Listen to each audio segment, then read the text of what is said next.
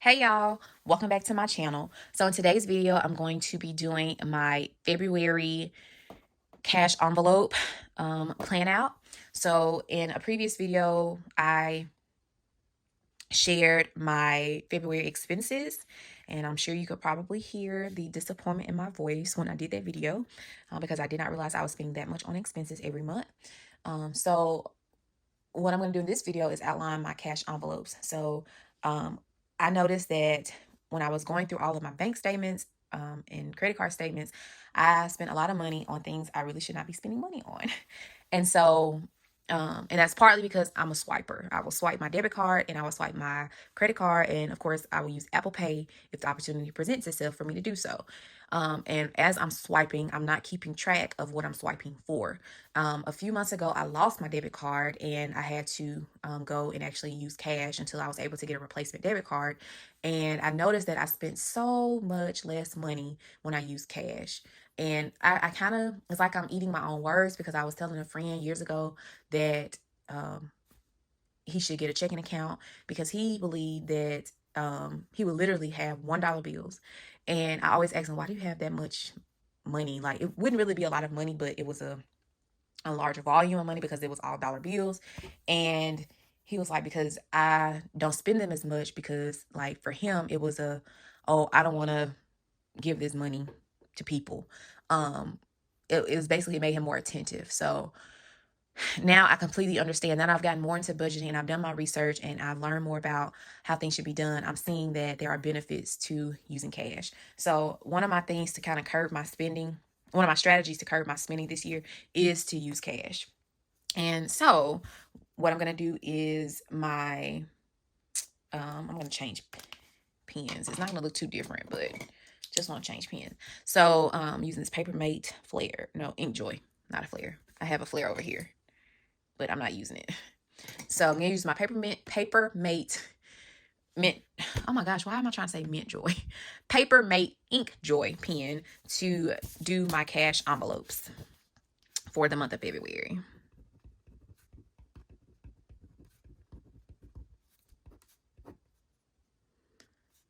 I really am loving this.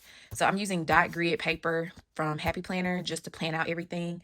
If you watch my previous video, you'll see that I have been using my Erin Condren Deluxe Monthly Planner to actually do my budget. But in a previous video, I told you why that hadn't been working out for me because basically I wasn't doing this planning step, and it's very important to do this planning step.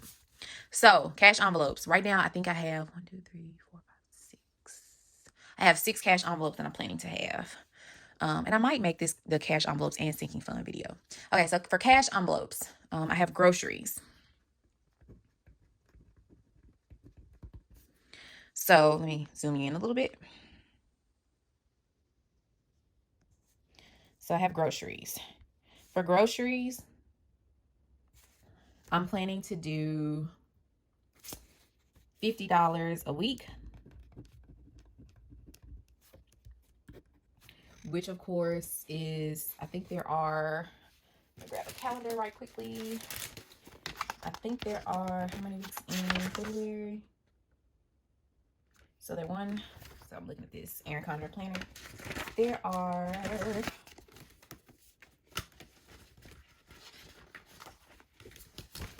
in February, you can't see this. Oh.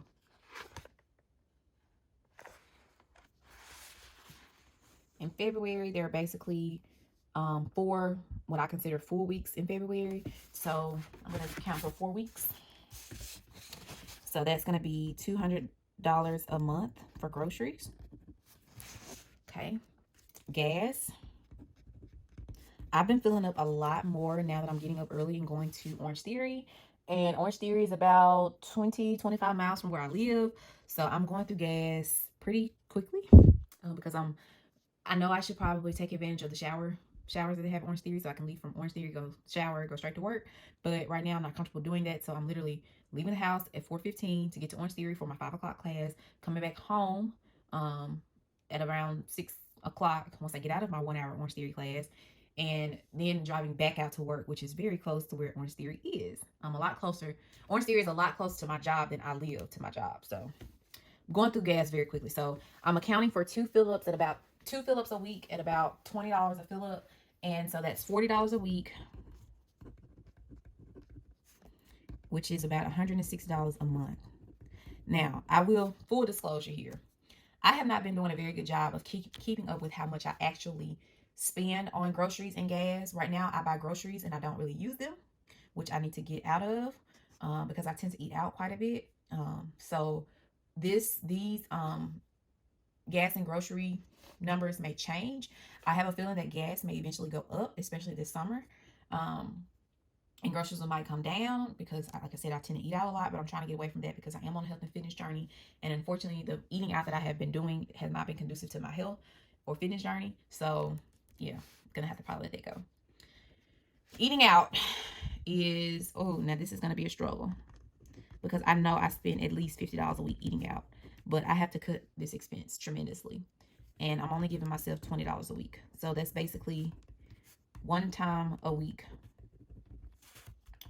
And that's probably going to be a Friday or Saturday. Because Sunday, my mom usually cooks Sunday dinner, or we go out as a family for dinner, and I'm not responsible for paying. So, I kind of fear that I'm going to go over budget here, but we'll work hard to avoid that. And if I do go over, I did go ahead and put a category down for personal. So I could always use this personal money, although it's only $10 a week, an additional $10 a week. So over 4 weeks, that's going to add up to $40 a month. And that's just for whatever. If there's something I really want to buy, that I don't, that's not like an expense or anything, just something that I just want, then I'll give myself $10 to do that. My original idea here is that could count, if I save up the money over 4 weeks, I could get a pedicure. So that'll be four, I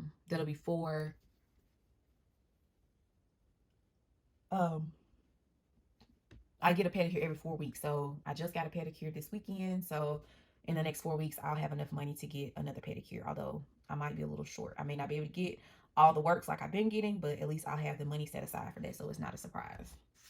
And then I have a church envelope.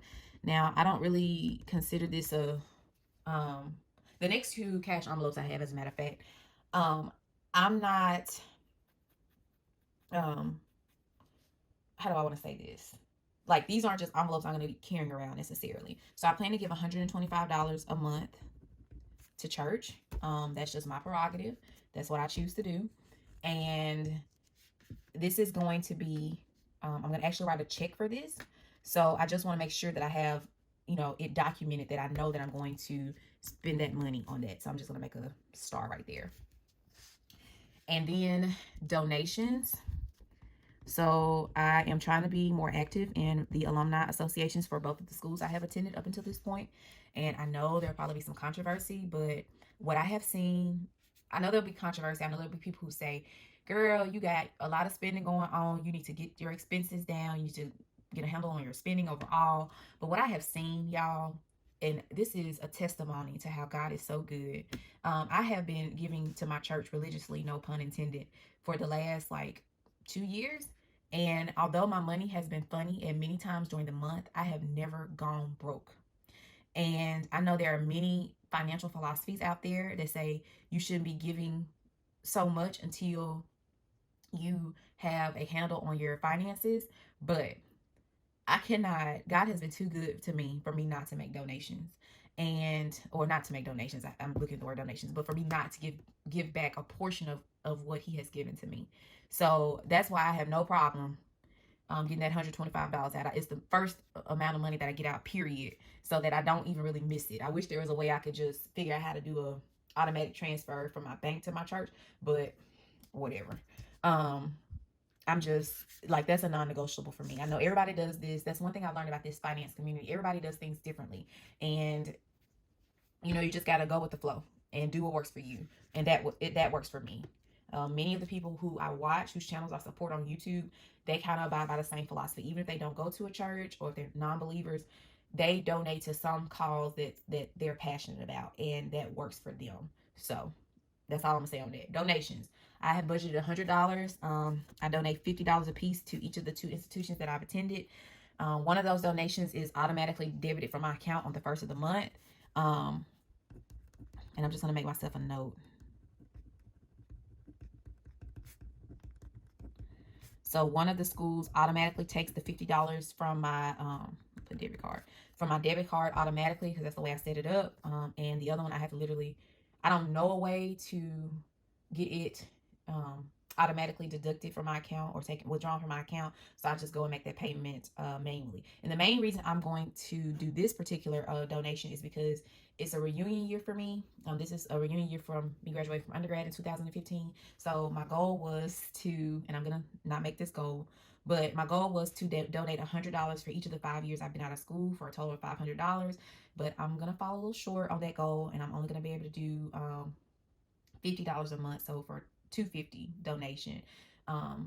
So it is what it is. It'll be fine. Something is better than nothing, and I know that's gonna only build up my momentum to do even more great things in the future. So here are all the cash envelopes I have. I'm going to zoom you out real quickly. So here are the cash envelopes that I have. Yeah, I'm gonna see how well this works out for me. So what I'm gonna do is I'm gonna add this up. Let me draw my little line.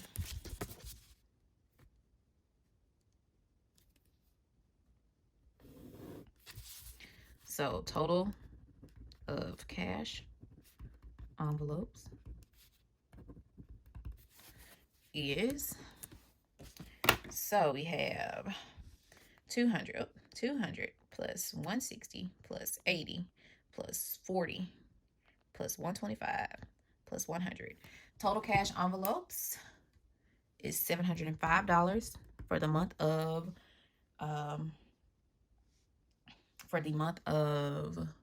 February. What I also need to do is do my denomination breakdown. So let me go ahead and do that. I don't need this straight edge.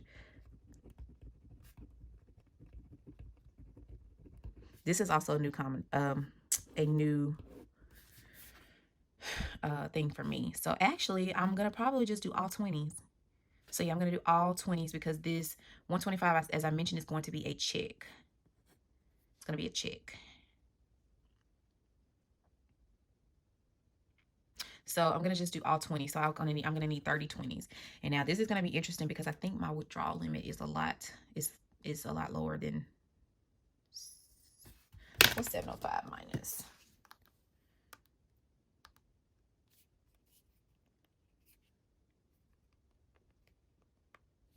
$580. So I may have to just do two different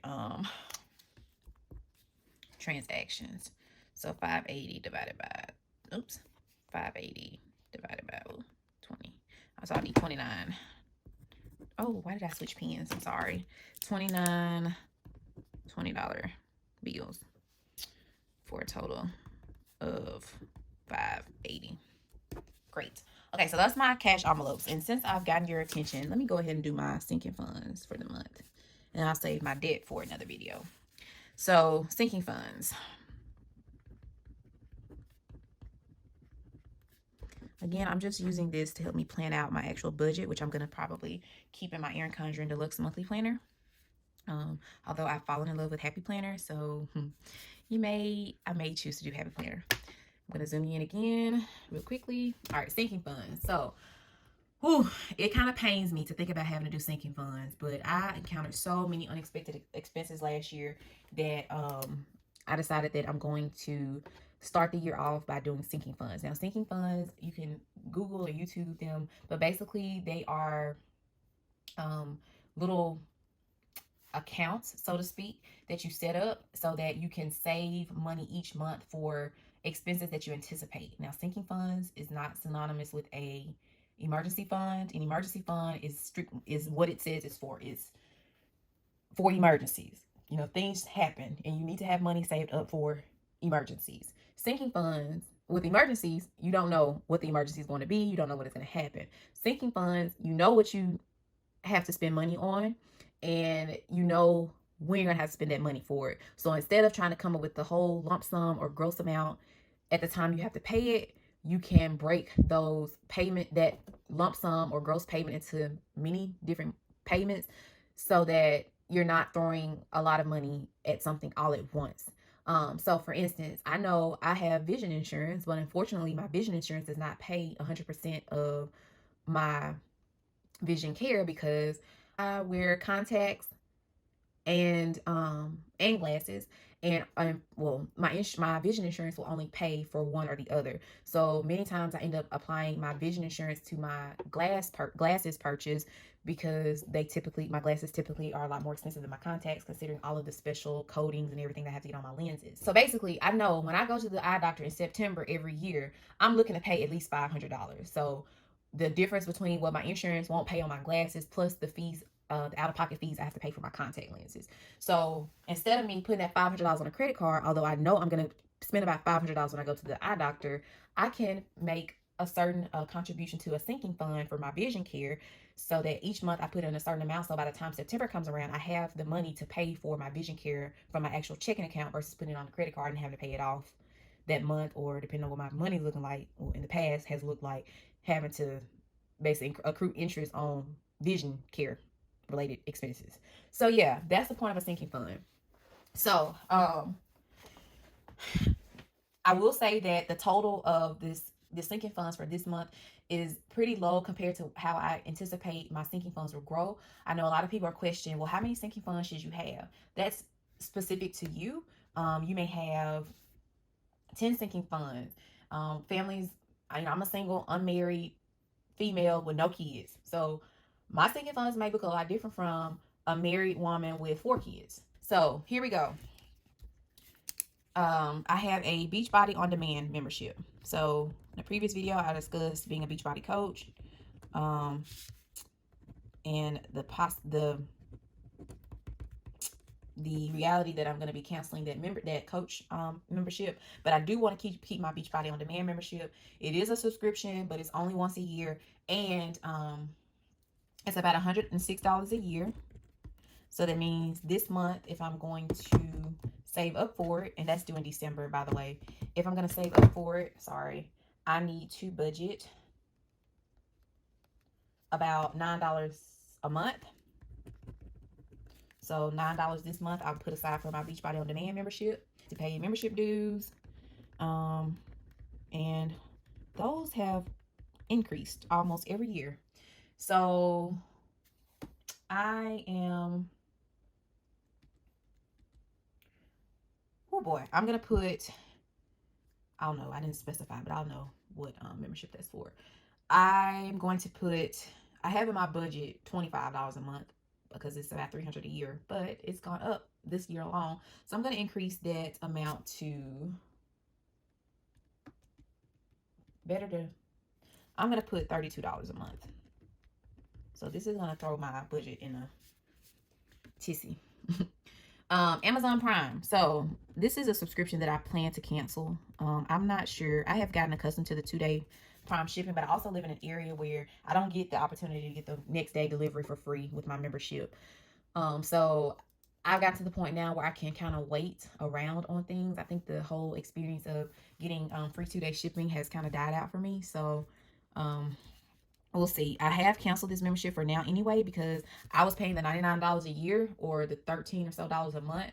But then I remember I'm a student and I qualify for the student discount. So I'm on the monthly billing plan as it is now. But in February, I chose to cancel my membership. So it's going to run until like the middle of February. And after that date in February that it cancels, I'm going to sign up for Amazon Prime Student. And I think there's a 6-month free trial. So I'll have Amazon Prime for like 6 months. And then for free. And then the next 6 months, I'll start paying the $49 a year, which basically amounts to $4 a month.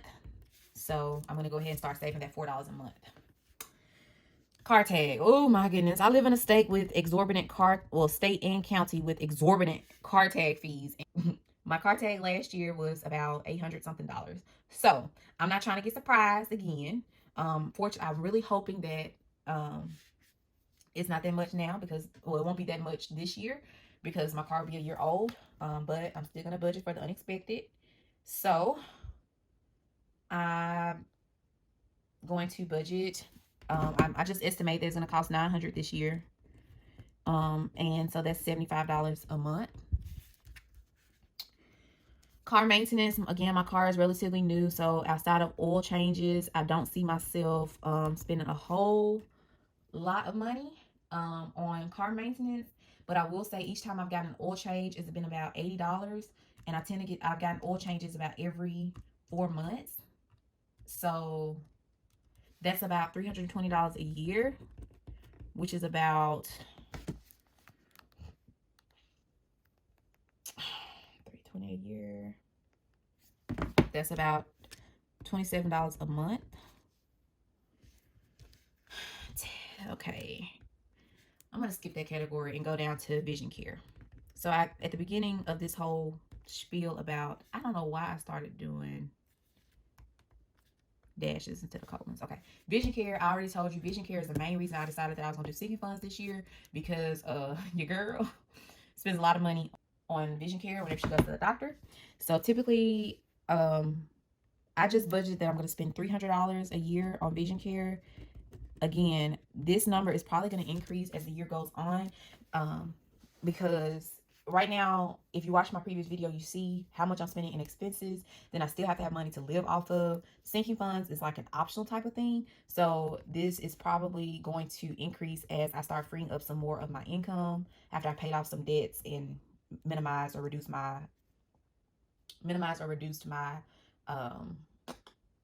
expenses. So right now I'm looking at about $300 a year on vision care, which gets me down to about $25 a month.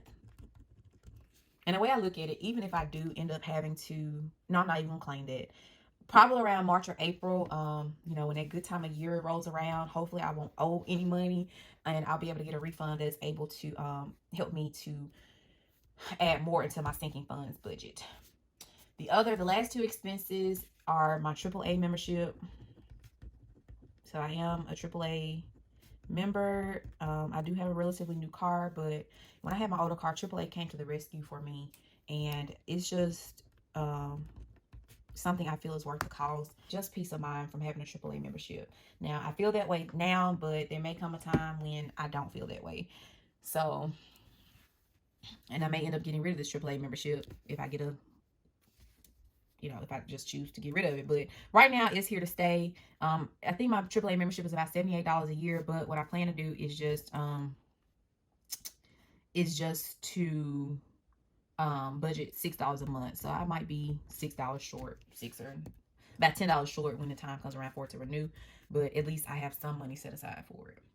And I am a student, and I really contemplated putting this as a sinking fund, but better safe than sorry. For the most part, I have not had to buy a whole lot of textbooks. So I budgeted about $180 a year for textbooks, which puts me at about, how do I have $10 a month? No, that's supposed to be $120 a year. Sorry. I need some white out. $120 a year, so that's about $10 a month. I have it listed as textbooks, but that could be any school-related expense. So total sinking funds, the moment y'all have been waiting on, 9, 32, 4, 75, 27, 25, and 16. It's $188. So $188 times 12, that's about $2,256 a year that I will have extra money to cover expenses related to these. Now, one sinking fund that a lot of people include on their budgets that I haven't necessarily included here, because these sinking funds will all be put in my Capital One 360 checking account. And I like that checking account because it's interest bearing. So, but the other sinking funds that I want to acknowledge is my Christmas sinking fund. And so my Christmas sinking fund, I'm going to put in a whole separate account. My Christmas sinking fund is going to be $100 a month. All right, so here is the final sinking fund and cash envelope budget. I hope you all enjoyed this video. But if you enjoyed this video, please don't forget to give me a thumbs up, like, and subscribe. And I'll see you in the next video. Bye.